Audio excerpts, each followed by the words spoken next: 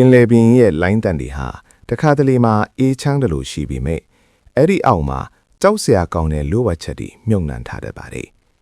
The Bluff စကားဟာကရေဘီယန်ကျွန်းစုတစ်ခုပေါ်မှာအခြေချနေထိုင်တဲ့အမျိုးသမီးတစ်ယောက်ရဲ့ဘဝနဲ့စတင်ထားပါတယ်။သူမဟာချစ်စရာကောင်းတဲ့မိသားစုလေးနဲ့အတူအေးအေးချမ်းချမ်းနေထိုင်နေသူပါ။ဒါပေမဲ့သူမရဲ့မျက်လုံးတွေထဲမှာတော့ဘယ်သူမှမသိနိုင်တဲ့နာကျင်မှုနဲ့အတွေ့အကြုံတွေဖုံးကွယ်ထားသလိုပါပဲ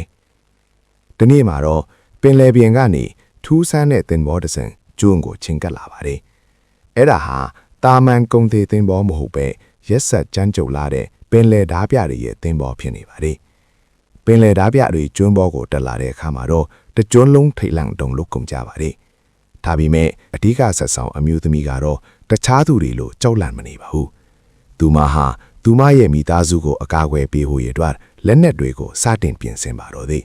။တကယ်တော့သူမဟာအရင်ကပင်လယ်ဓားပြတစ်ယောက်ဖြစ်ခဲ့ဖို့ပါတယ်။သူမရဲ့အတိတ်ကလူဝတ်ချက်တွေဟာအခုတော့သူမနောက်ကိုပြန်လဲချုပ်လန့်ဖို့ရောက်လာခဲ့ပါသည်။ပင်လယ်ဓားပြခေါင်းဆောင်ဟာသူမကိုတည်နေုံတင်မကပဲသူမစီကနေတစ်ခုခုကိုလိုချင်နေတာပါ။ကျွန်းပေါ်မှာတိုက်ပွဲတွေစတင်ဖြစ်ပွားလာပါတယ်။သွေးစွန်းတဲ့အခင်းကျင်းတွေကြားမှာသူမဟာသူမရဲ့စစ်မှန်တဲ့စွမ်းရည်တွေကိုထုတ်ပြလိုက်ရပါတော့တယ်။ရန်သူတွေဟာသူမရဲ့မိသားစုကိုဓာစာခံအဖြစ်ဖမ်းဆီးဖို့ကြိုးစားလာတဲ့အခါမှာတော့သူမရဲ့ဒေါသဟာအထွတ်အထိပ်ကိုရောက်သွားပါတယ်။သူမဟာတယောက်ထင်တဲ့ရန်သူအမြောက်အများကိုရင်ဆိုင်တိုက်ခဲ့ပါတယ်။ဓာရင်ခုတ်တန်းတွေသေနတ်ပစ်တန်းတွေဟာ